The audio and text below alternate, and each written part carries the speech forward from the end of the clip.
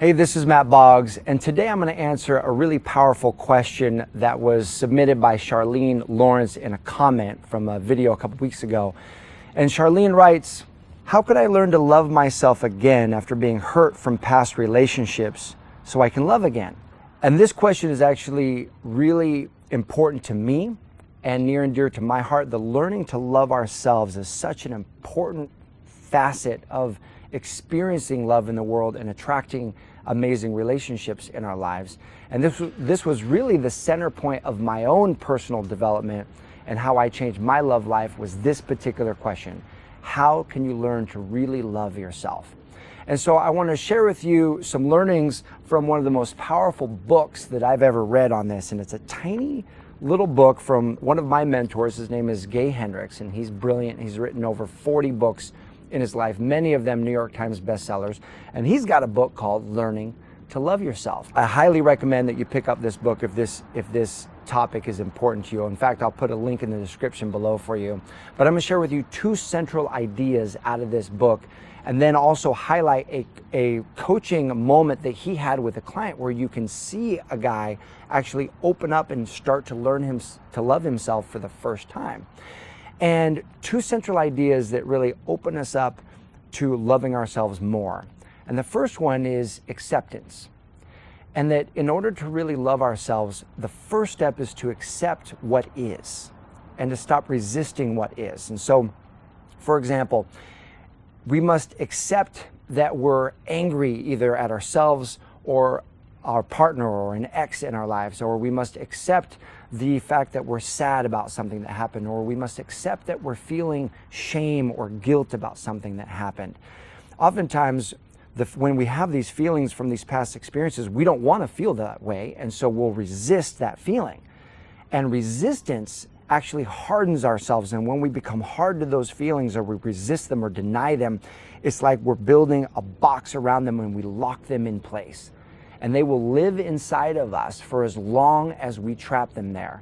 And what's interesting is suppressed emotions have to become expressed in some form or fashion. We will either express them through experiencing them and actually feeling them, or they will become expressed through some other means. And typically that comes out as an illness or a physical ailment that gets expressed. We'll suppress the feelings and it comes out as a physical ailment.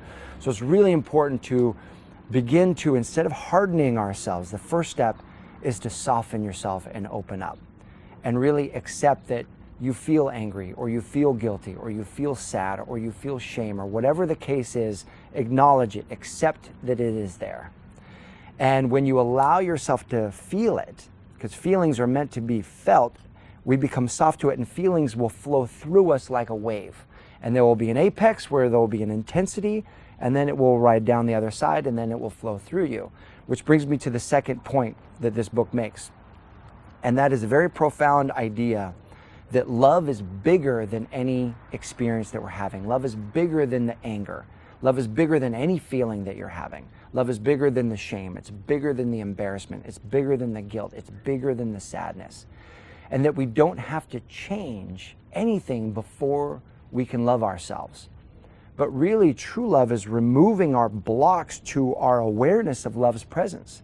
That love exists right now, in and through you and all around you. And as we open up to our awareness of love's presence, love can be bigger than anything that we're experiencing if we simply allow ourselves to experience it.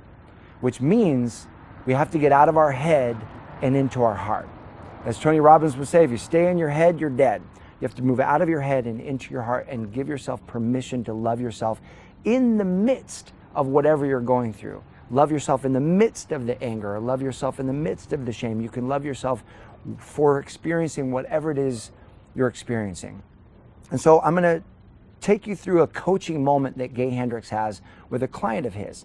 And so I'm going to set up this moment for you.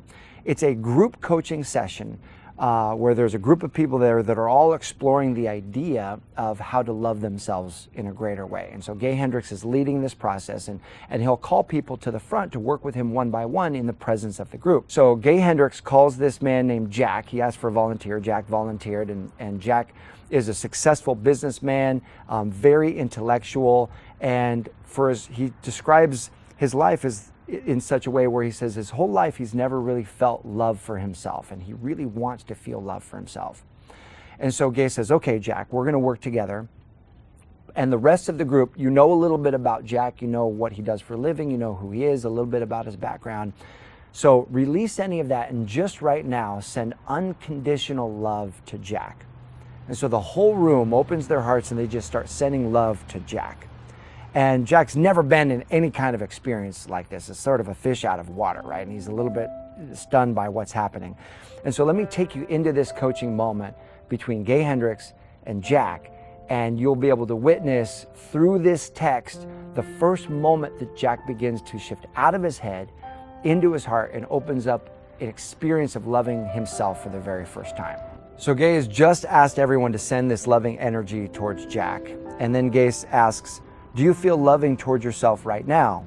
Jack, I feel surprised that you could come up and love me like that each of you would express love to me. Gay, do you love yourself right now for feeling that surprise? Long pause. Jack, I'm having difficulty with that. Gay, could you love yourself for having difficulty with that? Long pause. Jack, I feel accepted. I feel afraid of that acceptance. Gay, would you be willing to love yourself for feeling accepted and afraid of that acceptance? Long pause. The tension in the room has everyone's eyes riveted on Jack. It is becoming clear to everyone that one of Jack's main issues in life, his tendency to intellectualize and turn away people's love, is being acted out in front of them. Jack, I'm afraid to love. Gay, can you love yourself for that? Jack, I'm telling myself I don't know how. Gay, can you love yourself for that right now? Jack, what is love? Gay, would you be willing to love yourself for not knowing what love is? Long pause. Jack, I have a message in me that says you have to work it out for yourself. Gay, can you love yourself for having that message? Would you be willing to love yourself right now for having that experience? Long pause. Gay, notice, Jack, that in each of the questions I've asked you, the appropriate answer is yes or no. And in each one of them, you redefined my question and elaborated when no elaboration was called for. That's the tendency of the big brain to want to escape the inevitable, which is the experience of loving yourself. Best now to put your big brain on hold and open yourself to the experience. The big brain no longer works in this situation. Your big brain has in fact failed miserably in helping you learn to love yourself. Jack, part of the reason I grind away at it is that I don't have very much confidence in my mind. Gay, good. Would you be willing to love yourself right now for not having any confidence in your mind? Jack, no. Gay, would you be willing to love yourself for not being able to love yourself? Jack, no. Gay, would you be willing to love yourself for not being willing to love yourself? Jack, no, I'm puzzled. Gay, good. Would you be willing to love yourself for the experience of being puzzled? Long pause. Jack, yes. He and the participants break into smiles. Gay, take a couple of deep breaths of love for yourself. Taste the feeling of love for yourself being puzzled. Pause. Gay, what do you feel in your body when you feel love for yourself? Jack, space, an opening. Gay, good, thank you. Jack sits down to ringing applause. And so what's brilliant about this is you see Jack's process, that no matter what comes up for Jack, the resistance to loving himself, the I don't know how to love myself to, I'm feeling this way or that way, the automatic response is shifting out of the head into the heart and shifting into a willingness. Would you be willing to love yourself right now for whatever you're experiencing? Would you be willing to love yourself for not being able to love yourself?